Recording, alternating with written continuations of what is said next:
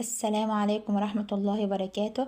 طلاب الأعزاء الصف الرابع الابتدائي، أهلا بيكم في فيديو النهاردة مراجعة للوحدة الأولى. بالنسبة عندنا الوحدة الأولى عبارة عن كم درس؟ عبارة عن 4 دروس. أول درس بيتكلم عن الأماكن والاتجاهات، تاني درس معايا بيتكلم عن الخريطة، وتالت درس بيتكلم عن ازاي الخريطة اتطورت في العصور الحديثة اللي احنا فيها دلوقتي، ورابع حاجة بيتكلمني عن المصادر. يلا بينا نبدأ أول درس اللي هي الأماكن والاتجاهات. هو يعني أصلا أماكن ديت أو زي إيه الأماكن ديت؟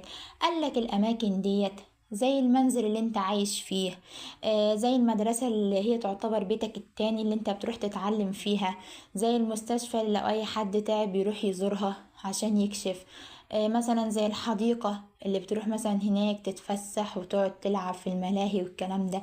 دي كلها اسمها أماكن. قالك بقى الدراسات الاجتماعية هتعلمك ازاي توصف الأماكن دي. يقوم واحد قايل لي طيب ما هي سهلة قوي، هي ايه الصعب في كده يعني؟ او هي طب وصف لي بيتكم. هو رادد وقايل لي ايه بقى؟ بيتنا موجود فيه حمام، وموجود فيه ركنة، وموجود فيه أوضة نوم، وموجود فيه مطبخ. قام قايله له يا ناصح، طب الحاجات دي هل هي كده وصفت بيتك؟ هل الحاجات دي موجودة في بيتك انت بس ومش موجودة في اي بيت تاني؟ هيقعد يفكر ويقول لي لا، طب اعمل ايه عشان اوصف لك البيت بتاعنا؟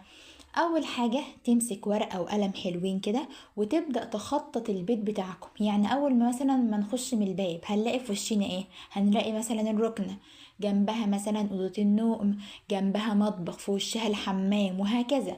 فانت لما تخطط لي شكل البيت انا كده لو جيت ازوركم في اي مكان في اي وقت، لو جيت ازوركم في اي وقت ممكن اخش من الباب اعرف المطبخ فين اجري عليه على طول لو محتاج اشرب مية او محتاج اي حاجة. طب احنا دلوقتي لو جينا نركز، فاحنا لو البيت ده ملوش سقف هيعتبر كأن الواحد راكب طيارة فوق وشاف البيت من فوق، صح؟ فقالك اهو اللي انت رسمته ده اسمه مخطط. وتعريف المخطط ايه بقى؟ هو وصف مكان عن طريق رسم مصغر له من اعلى يساعدني على معرفة تفاصيل المكان بطريقة أوضح من الكلام. يعني بعد ما كنت لسه كنت بتقولي ده حمام ومطبخ وبتاع ما كنتش فاهمة أصلا الأماكن دي موجودة فين، لا أنت مسكت ورقة وقلم وخططت لي وبقيت عارف فعلا المطبخ فين والحمام فين وكل الأماكن اللي عندكم موجودة فين. أهو ده بالنسبة للمخطط. قالك بقى طب البيت بتاعكم ده لو عايز اجي ازورك في اي وقت، هو البيت بتاعكم ده ملوش غير طريق واحد. افرض الطريق ده مثلا في مره حد بينا في سور، الشارع محفور فيه حفره مثلا، حصل في الشارع اي حاجه ومش قادر ان انا اخش الشارع بتاعكم، هو مفيش غير الطريق ده. قال لك لا، طريقنا طريق بيتنا ليه طرق كتير جدا. طب الطرق ديت بتعتمد على ايه؟ ليه هنروح من اي شارع فيهم؟ قال لك على حسب الهدف بتاعك. مثلا شارع هتلاقي في دكان ولا حاجه، لو عايز تشتري حاجه قبل ما تيجي يعني تشتري لنا حتى كيلو بصل يعني من الواجب يعني. مثلا في طريق تاني في شجر اخضر وجميل وريحته جميلة ومنظر الطبيعي فيه جميلة جدا لو انت مثلا مخنوق وعايز تشوف المناظر الطبيعية الجميلة دي. في طريق تالت طريق هادي مفهوش اي حاجة، بس في هناك عيال كتير بيقعدوا يلعبوا لو انت عايز تلعب شوية ولا حاجة وتعمل لك شوية صحاب. فقال لك كل طريق من الطرق ديت على حسب الهدف بتاعك اللي انت عايزه، وعلى حسب الطريق بالنسبة لك سهل ولا لأ. في طريق ممكن يكون طويل حبتين، في طريق قصير لو انت متأخر، في طريق هياخد معاك وقت طويل جدا لو انت عايز تعمل تمارين اللي هي ايه، رياضة ودايت ورياضة. فقالك الطريق عندي اللي همشي فيه عشان اوصل للبيت بيعتمد على حاجتين، على الهدف وعلى السهولة. يعني لما يجي يقولك مثلا في أسئلة بتيجي يقولك يعتمد اختيار الطريق على الهدف بس، غلط، على الهدف والايه والسهولة. ده بالنسبة للأماكن. على السريع تاني عشان اوصف اي مكان هرسم له مخطط. يعني ايه مخطط؟ وصف للمكان عن طريق رسم مصغر له من الاعلى عشان يساعدني على تفاصيل الايه المكان. الأماكن دي يا مس زي عندك المنزل اللي بتعيش فيه، زي المستشفى، زي الحديقة، زي المدرسة اللي بتروح تتعلم فيها، كل دي تعتبر أماكن. وعرفنا دلوقتي ازاي نوصفها، وعرفنا لو أنا عايزة أروح مثلا المدرسة بتاعتي لها طرق كتير، المنزل بتاعي له طرق كتير، المستشفى لها طرق كتير، هختار الطريق على حسب الهدف والإيه والسهولة. تاني حاجة الاتجاهات. قالك الاتجاهات ديت أنا عندي في حاجة اسمها اتجاهات أصلية وفي حاجة اسمها اتجاهات فرعية. ايه هي الاتجاهات الأصلية وايه هي الاتجاهات الفرعية؟ قالك الاتجاهات الأصلية 4 والاتجاهات الفرعية برضو 4. الاتجاهات الأصلية الشمال، الجنوب، الشرق، الغرب. نرسم مع بعض علامة الزائد، نكتب فوق الشمال، نكتب تحت الجنوب، نكتب على اليمين الشرق، نكتب على الشمال الغرب. تعال نغنيهم مع بعض عشان نحفظهم، يلا بينا. فوق يعني شمال، تحت يعني جنوب، يمين يعني شرق، شمال يعني غرب. تاني، فوق يعني شمال، تحت يعني جنوب، يمين يعني شرق، شمال يعني غرب. اهو الاربع الاتجاهات دول هما الاربع اتجاهات الاصلية، بس الاتجاهات ديت الزائد اللي انا قلت لك ارسمها ديت لما يكون معاك ملخص ومعاك خريطة او راسم شجرة فوق مثلا وراسم بنت تحت، فانت عايز تقولي ان البنت راسمها في الجنوب وان الشجرة رسمها في الشمال فوق، فدي كلها حاجات لو انت راسم اي حاجة على ورقة او بتتعامل مع ملخص او بتتعامل مع كتاب، يعني بتتعامل مع حاجة ثابتة. لكن انا في الحياة اليومية بتاعتي، يعني انا مثلا رايح المدرسة عايزة اعرف مدرستي دي في اتجاه ايه، بعرف ازاي؟ رايح مثلا مستشفى، رايح ايا كان المكان اللي انا رايحه، انا عايز اعرف المكان ده في اتجاه ايه. اكيد مش همسك ورقة واقلبها واقول لك ايوه كده بقى شمائل، لا الورقة طبعا مش هتنفع معانا. طب هو المصريين القدماء ايام زمان كانوا اصلا يعرفوا الاتجاهات ديت او كانوا بيتعاملوا ازاي مع الاماكن اللي هم بيروحها؟ قالك المصري القديم ايام زمان كان عبقري وبارع في كل حاجة في حياته. ومن ناحية الاتجاهات فهو كان بيحدد يا ولاد الاتجاهات عن طريق حاجتين، عن طريق الشمس وعن طريق النجوم. اول حاجة الشمس، ازاي بحدد عن طريق الشمس؟ قالك المكان اللي بيطلع منه الشمس ده هيكون الشرق، المكان اللي بيطلع منه الشمس هيكون ايه؟ هيكون الشرق. برافو. طب انا مش لسه من شوية واحنا بنغني مع بعض كنا بنقول ايدي اليمين شرق وايدي الشمال غرب؟ يعني عكس الشرق ايه؟ الغرب. يبقى المكان اللي هيكون قصاد بالظبط الشرق هيكون هو ايه؟ هيكون هو الغرب. واليمين بتاعه بقى الشمال، والعكس الشمال هيكون الايه؟ الجنوب. فهم كانوا بيحددوا الصبح اي مكان هم عايزين يروحوه، هو في شمال ولا في جنوب ولا في شرق ولا في غرب، عن طريق ايه يا مس؟ عن طريق الشمس. طب انا واحد دلوقتي عايز اطلع اروح مكان بالليل، عايز اروح اتفسح، عايز اروح ازور حد بالليل، فانا عايز اعرف المكان بتاع الشخص ده موجود في اتجاه ايه. وطبعا الشمس عندي مش موجودة بالليل. قالك يا ولاد المصريين القدماء دول كانوا بارعين جدا جدا في الكواكب والنجوم واي حاجة موجودة في السماء. اي حاجة موجودة في السماء كانوا بيعرفوا، عارفين معلومات كتيرة جدا عنها. اي حد شطور في علم الكواكب والنجوم والحاجات اللي موجودة في السماء ده بسميه ان هو شطور في علم الفلك، بسميه ان هو شطور في الايه؟ في علم الفلك. برافو. قالك بقى بالنسبة للنجوم بيعرفوا ازاي يا مس؟ قالك كان في اولاد نجم اسمه النجم القطبي الشمالي. النجم ده كان نجم لامع جدا وكان بيبقى منور كده والشعاع بتاعه بيطلع. فقالك انت او النجم ده موجود في ناحية الشمال، النجم ده موجود في ناحية الايه؟ الشمال. فقالك اول ما النجم ده يطلع يبقى الاتجاه بتاعه هيكون اتجاه الايه؟ الشمال. وزي ما عملنا مع الشمس بالظبط، هو عكس الشمال ايه؟ اللي تحت الشمال ايه؟ ها اللي تحت الشمال الجنوب. ويكون بقى اليمين شرق والشمال ايه؟ غرب. انا دلوقتي قدرت احدد ازاي اعرف الاتجاهات الصبح عن طريق الشمس وبالليل عن طريق ايه؟ النجوم. ولو انا معايا كتاب او اي حاجة ثابتة نعمل علامة الزائد وفوق شمال وتحت جنوب وايد اليمين شرق وايد الشمال ايه؟ غرب. تمام.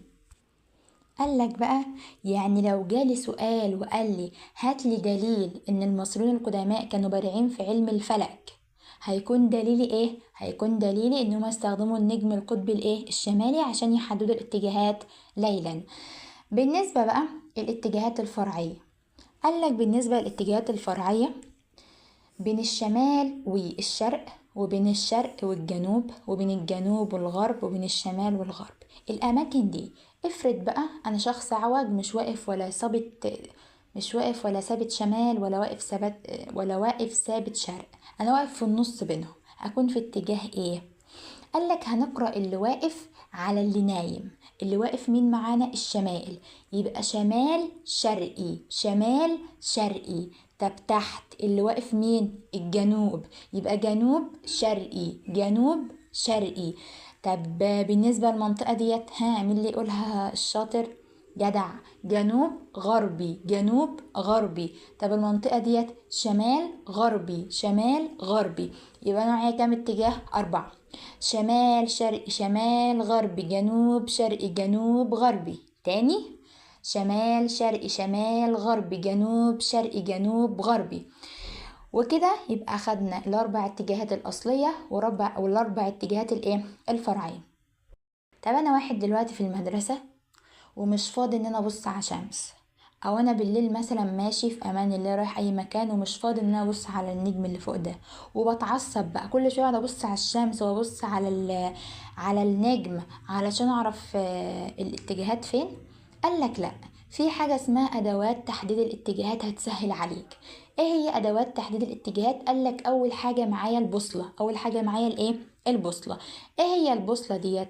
قالك البوصله ديت فيها حاجة اسمها الإبرة المغناطيسية. يعني إيه الإبرة المغناطيسية؟ قالك العلماء جابوا مغناطيس وربطوه بحبل ولفوا المغناطيس، لقوا إن المغناطيس وقف اتجاه الشمال. قالوا أكيد صدفة. رجعوا لفوا تاني، وقف برضو اتجاه الشمال. رجعوا جربوا تالت، برضو وقف اتجاه الشمال. قالك يبقى المغناطيس اتجاهه بيكون اتجاه الشمال.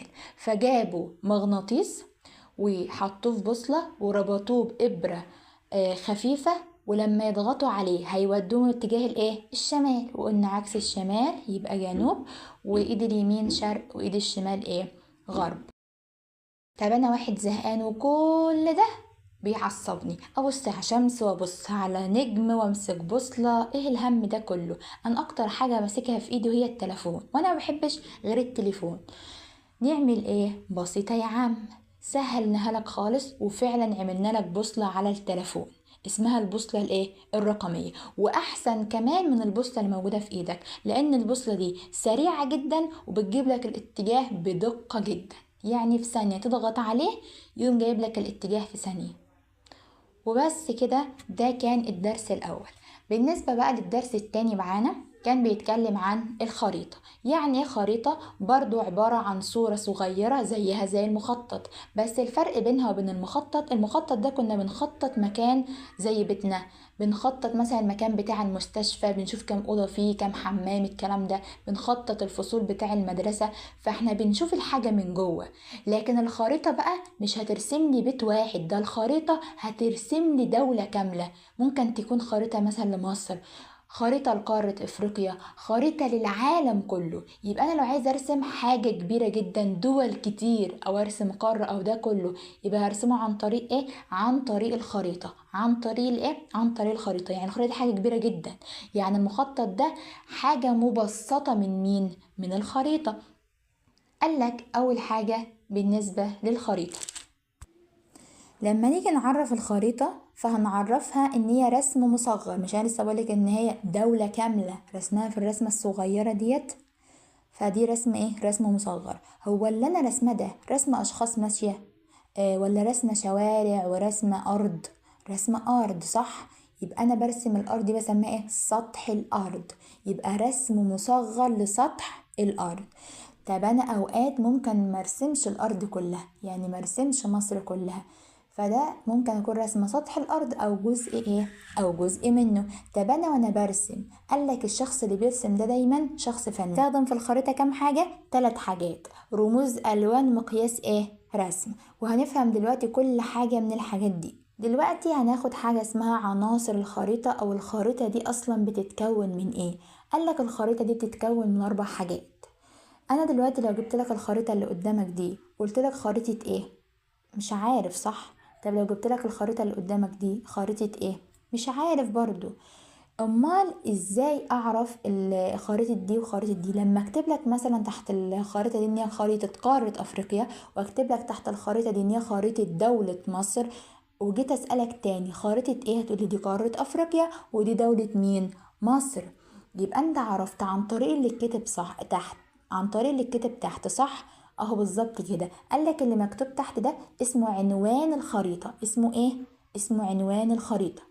يبقى اول عنصر من عناصر الخريطه وهو عنوان الخريطه. فايده عنوان الخريطه ده ايه؟ بيوضح لي موضوع الخريطه. بيوضح لي ايه؟ بيوضح لي موضوع الخريطه. تاني حاجه، تاني حاجة ان احنا نرسم الاتجاهات الاصلية بتاعتنا عشان نعرف الاماكن الموجودة على الخريطة، ونرسم الاتجاهات الفرعية. فلما نرسم دي مع ديت هيطلع لنا على شكل وردة، فهنسميها وردة البوصلة. فايدة ايه وردة البوصلة؟ مثلا محافظة القاهرة دي قلت لك هي موجودة فين؟ بسبب الاتجاه. لما ترسم علامة الزايدة تقول ان هي موجودة في الشمال فوق. طب محافظة أسوان دي موجودة فين؟ هتبص برضه على الزائد اللي انت راسمها، موجودة في الجنوب تحت. اهي وردة البوصلة ديت هي اللي بتساعدني على معرفة الاتجاهات والأماكن على الخريطة. يبقى تاني عنصر معايا هو وردة البوصلة. تالت عنصر معايا وهو لما نيجي نبص على الخريطة هنلاقي دايما مربع موجود تحت في الجنوب الغربي كده. المربع ده بيكون موجود عليه ألوان ورموز وحاجات شكلها جميل. قالك الألوان والرموز دي بتعرفك ايه أصلا الموجود على الخريطة. يعني مثلا انا عامله لك دويره حمراء وكاتبالك ان دي هي العاصمه، فنروح ندور على الدويره الحمراء نلاقي الدويره الحمراء دي مكتوب ايه؟ القاهره. يبقى عاصمه مصر مين؟ القاهره. وكلمه عاصمه يعني اللي بيقعد فيها الايه؟ الرئيس والوزراء والحكومه والكلام ده كله. تمام. تاني حاجه كاتبالك مثلا في المفتاح ده ان الدويره السوداء دي مدن الناس بتعيش فيها، فتلاقي عندي ادا مدينه وده مدينة وده مدينة. يبقى دول مدن الناس بتعيش ايه؟ الناس بتعيش فيها. عملك ان الحركة الخط ده يبقى نهر، ده اسمه نهر النيل. اروح ابص على الخط فاعرف ان ده اسمه نهر الايه؟ النيل. رسملك ان اللي متلون باللون الازرق ده هيكون بحر. اروح ابص على الخريطة يبقى اللي باللون الازرق ده ايه؟ بحر. فانا عرفت الحاجات اللي موجودة على الخريطة بسبب المفتاح اللي انت ايه؟ اللي انت رسمهولي على الخريطة. اهو ده اسمه ايه؟ اسمه مفتاح الخريطة. يبقى تالت عنصر معايا وهو مفتاح الخريطة. فايدته ايه مفتاح الخريطة ده؟ بيشرح لي معنى الألوان اللي على الخريطة والرموز اللي انت مستخدمها على الخريطة. طب بالنسبة بقى لرابع واحد وهو ايه؟ هي اللي قدامك ده هي فعلا خريطة مصر في الحقيقة؟ يعني مصر قد كده بس؟ تقولي لا، ده مصر كبيرة جدا جدا. ده الأوضة اللي أنا قاعد فيها دلوقتي الصورة بتاعتك دي ما تجيش حتة صغيرة من الأوضة اللي أنا قاعد فيها. وما بالك الأوضة دي في بيت، والبيت ده في قرية مثلا أو في مدينة، والمدينة دي جزء من محافظة، والمحافظة يعني حاجات كتير. طب أنا عندي الخريطة دي صغيرة جدا اهي، أنا ازاي بقى أعرف قد ايه مصر دلوقتي او المسافة بين اي محافظة ومحافظة موجودة على الخريطة؟ قالك بيكون موجود ارقام تحت كده. مثلا احنا لو افترضنا ان بين القاهرة واسوان 10 سنتي مثلا، اقوم باصص على خريطة السنتي فيه قد ايه، في كام كيلو؟ الاقي ان السنتي مثلا فيه 100 كيلو. يبقى نضرب ال10 في 100 يديني كام؟ يديني 1000. يبقى المسافة الحقيقية اللي انا عشان اوصل من اسوان للقاهرة هحتاج كام كيلو؟ هحتاج 1000 كيلو. يبقى انا عرفت بسبب مقياس الايه؟ الرسم. يبقى اللي بيعرفني المسافة على الخريطة وما يقابلها على ارض الواقع هو مقياس الايه؟ مقياس الرسم. طب الخريطة دي مهمة لمين يا مس؟ مهمة ليك كطالب عشان تذاكر، مهمة ليا كمعلم عشان اشرح لك، مهمة للمهندس عشان يخطط البيوت والطرق، مهمة للجندي عشان يحدد المواقع العسكرية، مهمة للمزارع اللي هو الفلاح عشان يحدد موقع الأرض الزراعية بتاعته، مهمة لقائد الطائرة عشان يحدد مسارات الرحلات، مهمة للسائح عشان يقدر يوصل الأماكن السياحية والأثرية اللي هو عايزها. فهي مهمة لناس ايه؟ كتير جدا. قالك من ضمن الحاجات برضو لما تيجي تبص على الخريطة هتلاقي فيه 3 ألوان رئيسية، لون بني ولون أخضر ولون أزرق. اللون البني ده هتلاقي دايما الحاجات المرتفعة متلونة باللون البني، زي الجبال وزي الهضاب والحاجات دي. طبعا احنا عندنا درس كامل عن الجبال والهضاب والحاجات ده، زي جبال البحر الأحمر وجبال سانت كاترين وزي هضبة الجلف الكبير. المفروض ان احنا بنعمل مراجعة، يعني الحاجات دي كلها احنا عارفينها. بالنسبة اللون الأخضر دايما الحاجات اللي انت تقدر تعيش عليها اللي هي الأرض الزراعية اللي هي السهول. اللون الأزرق هلون بقى بيه نهر النيل، البحيرات، البحار، أي حاجة فيها مية هتتلون عندي باللون الايه؟ الأزرق. هنخش بعد كده ونقول الخريطة اتطورت ازاي. قالك المصريين القدماء أيام زمان كانوا بيرسموا خرائط زينا دلوقتي لأي مكان. قالك بيرسموا خريطة لمكانين: لمسار نهر النيل موجود منين لفين عشان يقدروا بقى يعملوا الرحلات ويسافروا وكده يعني، والمواقع اللي فيها المناجم. المناجم دي اللي هي الأماكن فيها المعادن بقى، معادن زي الفوسفات زي الحديد زي الذهب زي المنجنيز زي أي معدن. هما مثلا اكتشفوا ان المكان ده فيه حديد كتير، وهم مش قادرين انهم يطلعوا الحديد ده كله النهارده، يقوموا واخدين من الحديد ده شويه وراسمين المكان عشان بعد كده يرجعوا يقدروا يجوا المكان ده ويجيبوا الحديد الباقي فيه. يبقى انا عندي المصريين القدماء كانوا بيرسموا المخططات والخرائط عشان حاجتين: عشان مسار نهر النيل عندهم بيجي منين لفين وبيكونوا عارفين الميه يركبوا السفينة ويقدروا يروحوا منين لفين ومن محافظة لمحافظة، والمواقع بتاعة المناجم.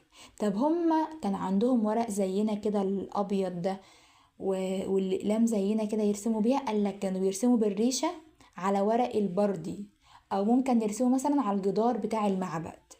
يبقى كانوا بيرسموا على يا إما على ورق البردي يا إما على جدران المعابد. طب هما كانوا يا دوب يا مس بيرسموا مثلا لموقع المناجم، بيرسموا لنهر النيل، يعني مش بيرسموا للدولة ولا بيرسموا للعالم. طب انا دلوقتي عندي خريطة للعالم كله، وعندي خريطة لمصر ولأفريقيا، عندي خرائط لأي حاجة في الدنيا. هو مين أول واحد رسم خريطة للعالم؟ قالك شخص اسمه الإدريسي. شخص اسمه الإدريسي. ده كان أول واحد يرسم خريطة للعالم كله. ومن ضمن العلماء العرب المهمين جدا اسمها مريم الاسترلابي. مريم الاسترلابي دي عملت قالك مريم الاسترلابي دي كانت متفوقة جدا في علم الفلك، وقلنا من شوية ان علم الفلك ده يعني شخص شاطر في علم النجوم والكواكب والحاجات الموجودة فين؟ موجودة في السماء. ليه بقى؟ قالك والدها اصلا كان شخص شاطر جدا وناجح وبارع جدا في علم الفلك، فهي اتعلمت وتأثرت بوالدها، فبقت هي كمان متفوقة في علم في علم الفلك. واهم الحاجات اللي هي عملتها ان هي استخدمت حسابات رياضية دقيقة جدا عشان تطور الاسترلاب.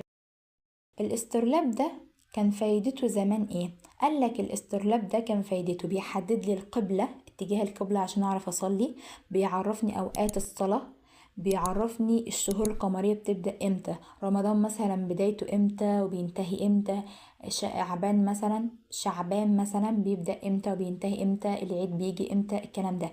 يبقى الاسترلاب عندي كان مهمته كام؟ 3 حاجات زمان: انه يحدد لي اتجاه القبلة، اوقات الصلاة، وبداية الشهور القمرية. طب لما اجي اعرف الاسترلاب هقوم قايل عليه أداة فلكية قديمة استخدمت لتحديد الاتجاهات والمواقع. طب هي بتحدد الاتجاهات والمواقع اعتمادا على على النجوم. يبقى كانت بتعرف الاتجاه موجود فين والموقع موجود فين من خلال من خلال النجوم. بيجي مثلا سؤال ويلخبطك ويقولك الاسترلاب كانت أداة بتحدد الاتجاهات والمواقع عن طريق الأقمار الصناعية. غلط، عن طريق عن طريق النجوم. دلوقتي بقى احنا ما عادش بنجيب ورقة وقلم ونرسم خرائط والكلام ده، احنا دلوقتي بقينا ماشيين بالتليفون، بقينا ماشيين بالتليفون. عايز اروح كفر الشيخ، يجيب الخريطة في ثانية ويركب العربية بتاعته ويتحدد بينه وبين كفر الشيخ كام كيلو ويمشي في اتجاه وكل الطريق بيكون متحدد قدامه. عايز اروح باريس، عايز اروح مصر، عايز اروح اسكندرية، عايز اروح اي مكان في الدنيا، معايا الخريطة على التليفون. يبقى ايام زمان كانت مجرد خريطة بتترسم باليد، دلوقتي بقت خريطة على التليفون على موقع اسمه الجي بي اس. الجي بي اس يعني موقع الجي بي اس؟ ده موقع بيعتمد على الأقمار الصناعية عشان يحدد لي المواقع والاتجاهات. يبقى بالنسبة للاسترلاب بيحدد المواقع والاتجاهات بس اعتمادا على مين؟ على النجوم. لكن الجي بي اس يحدد المواقع والاتجاهات اعتمادا على الأقمار مين؟ الصناعية. يبقى مثلا الصور الموجودة على جوجل، لو انت عايز صورة لأي دولة في العالم بتبحث عليها وبتجيبها. قالك الصور الموجودة دي في حاجة اسمها صور جوية وصور فضائية. الصور الجوية ديت اللي هي الطيارة اللي صورتها، لكن الصور الفضائية صورت عن طريق القمر الصناعي. وطبعا الصورة الفضائية هتكون مغطية مساحة أوسع، لكن الصور الفضائية هتكون مساحتها محدودة. بالنسبة لآخر درس معانا كان بيتكلم عن المصادر. قالك المصادر ديت أنواعها، ولا يعني مصادر، ولا أهميتها بالنسبة لي قالك عشان تعرف أي حاجة من أيام زمان الحاجة دي حقيقية ولا مش حقيقية، تعرف أصلا هي مصدر ثانوي ولا مصدر أولي. المصادر الأولية دي الحاجات الموجودة من أيام زمان، كانت موجودة في وقت وقوع الحدث. يعني مثلا شخص لما كان بيحفر قناة السويس كان شخص مثلا بيصور وقتها، تمام؟ الشخص ده كان معاصر للحدث، كان واقف في القناة بتتحفر وبيصور، تمام؟ فالصورة دي الصورة ايه؟ مصدر أولي، لأن كانت وقت وقوع الحدث لما كان بيحصل. لكن واحد مثلا دلوقتي بيعمل دلوقتي فيلم أبيض وأسود عن حفر قناة السويس وكده، بس هو كان موجود وقتها؟ لأ، هو مجرد فيلم من خياله. يعني هو عدى وقت طويل جدا على الحدث، هو دلوقتي ايه؟ بيتكلم عنه، فده مصدر ثانوي. يعني المصدر الأولي ده بيبقى وقت وقوع الحدث ويكون دقيق جدا جدا جدا، لكن المصدر الثانوي بعد فترة طويلة جدا من وقوع الحدث. وطبعا أنا لازم ابقى معايا مصادر أولية عشان اقدر اعمل مصادر ثانوية. يعني لازم اكون عارف اصلا ان قناة السويس واتحفرت ازاي، يعني ابحث واعمل عشان اقدر اعمل فيلم بتاعي. بقدر اقرأ كتب اتعملت سنة كام ومين اللي حفرها ومين اللي كان شغال فيها والمهندسين كان نوعهم ايه، عشان اقدر اعمل الفيلم يكون دقيق. فقالك المصادر الاولية دي هي حاجات حقيقية، بس بيكون صعب ان انت تلاقيها لان الناس دي ماتت من ايام زمان. فانا عشان الاقي حاجة موجودة من ايام زمان من الاف السنين كده هيكون صعب عليا قوي. لكن انا دلوقتي ممكن يكون حد غيري لقى المصدر ده وقرأ عنه وبعدين كتب كتاب لنفسه هو باسمه هو بيحكي فيه عن الحاجة دي. فالكتاب اللي زميلي كتبه ده اسمه مصدر ثانوي، لان انا دلوقتي بقرأ كتاب حد ما كانش موجود وقتها، ده شخص قرأ حاجات وكتبها، وفي شخص تاني برضو قرأ حاجات من كتب تانية وكتبها. فانا دلوقتي قدامي كذا كتاب لنفس الموضوع، فدي اسمها مصادر ثانوية. يعني الحاجات الموجودة دلوقتي دي ثانوية، لكن موجودة من ايام زمان دي بسميها مصادر اولية. زي ايه المصادر الاولية؟ زي النقوش الاثرية اللي هي الرموز الموجودة دلوقتي على الاهرامات. هو احنا اللي كاتبينها ولا المصريين القدماء؟ المصريين القدماء. اي حاجة دلوقتي منقوشة. عندك الاثار زي مثلا التماثيل، الكنائس الموجودة من ايام زمان، الاهرامات، ابو الهول، المعابد، كل الكلام ده. البرديات اللي ابتكرها المصريين القدماء عشان يسجلوا فيها اخبارهم واحداث حياتهم، كان عندهم ورق كده مصنوع من البرد يفضلوا يكتبوا عليه آه، بيفضلوا يكتبوا عليه كل حاجة بتحصل معاهم. وكتابات المؤرخين اللي كانوا موجودين وقت وقوع الحدث. يبقى أنا معايا 4 أمثال المصادر الأولية، زي الآثار الموجودة من أيام زمان، زي البرديات، زي النقوش الأثرية، وزي كتابات المؤرخين. عندك بقى المصادر السامية دلوقتي زي الجريدة اللي انت ممكن تقرأها دلوقتي، هي مش لسه معمولة، اللي هي بنسميها مقالات. زي الكتب اللي ممكن تروح أي مكتبة تقرأ منها. زي الأفلام التاريخية اللي بنسمعها على التلفزيون والشاشة. دي مصادر ثانوية. يبقى لما يقولي على أي حاجة موجودة من أيام زمان يبقى ده مصدر أولي. لكن لو حاجة لسه مكتوبة دلوقتي بعد وقوع الحدث بفترة طويلة، مصدر ثانوي. قالك الكتب ينفع اقول عليها مصدر اولي وينفع اقول عليها مصدر ثانوي. لو كتب لي في السؤال ان الكتب دي اتكتبت وقت وقوع الحدث لما الحاجة كانت شغالة، ده يبقى اولي. لكن لو كتب لي ان هي بعد فترة طويلة من الحدث يبقى ده مصدر ثانوي. طب انا ليه لازم اجيب معلومات، اجيب مصادر اولية واجيب مصادر ثانوية واجيب كتب كتير واقعد اقرأ واقعد اجمع في المعلومات كده؟ قالك اول حاجة عشان تقدر تقارن المعلومات دي وتتأكد هي صح ولا لأ، تجنب التحيز لمصدر واحد، والحصول على معلومات شاملة عن الحدث اللي انت بتتكلم عنه واللي انت عايزه. الحاجة دي فعلا حقيقة ولا رأي ولا شائعة؟ حقيقة يعني يعني معلومة صحيحة انا اتأكدت منها. شائعة يعني حاجة غير صحيحة الناس قاعدة بتتكلم فيها وخلاص، واحد كذاب قال حاجة لزميله وده راح قالها للتاني وده قالها للتاني وبعدين بيتكلموا في الموضوع ده واصلا مش صح، احنا مش عارفين مصدرها اراء ده. يعني مثلا انا دلوقتي بقولك ان مدينة الغردقة اجمل مدينة في مصر، هو انت بالنسبة لك ان الغردقة اجمل مدينة في مصر، في واحد تاني بالنسبة له اسكندرية هي الاجمل واحد، في واحد تاني بالنسبة له محافظة تانية او مدينة تانية. فاحنا كلنا اختلف الاراء بتاعتنا، صح؟ يبقى ده مجرد رأي لي انا. فهي دي الاراء، واحنا لازم طبعا نحرص ان احنا نقدم معلومات صحيحة عشان نساعد مين؟ المواطنين.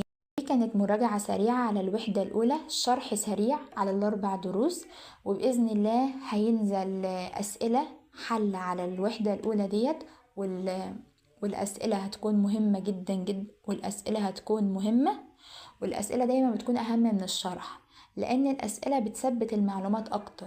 لأن أنا هسأل السؤال وأقف دقيقة ايه عقبال ما انت تفكر في السؤال، وبعدين ايه هجاوبه، فانت معرفتش السؤال وانا جاوبته، دلوقتي عرفت اجابته، فالسؤال اللي بعده تحاول انت مع نفسك السؤال اللي بعده. طبعا هجيب كمية اسئلة كبيرة جدا، وهنعمل فيديو تاني يكون شامل الاسئلة بتاع الوحدة الاولى، وبعده هيكون في برضو شرح على الوحدة التانية، وبعده هيكون في اسئلة على الوحدة التانية، وهكذا. دمتم متفوقين يا ابطال، والسلام عليكم ورحمة الله وبركاته.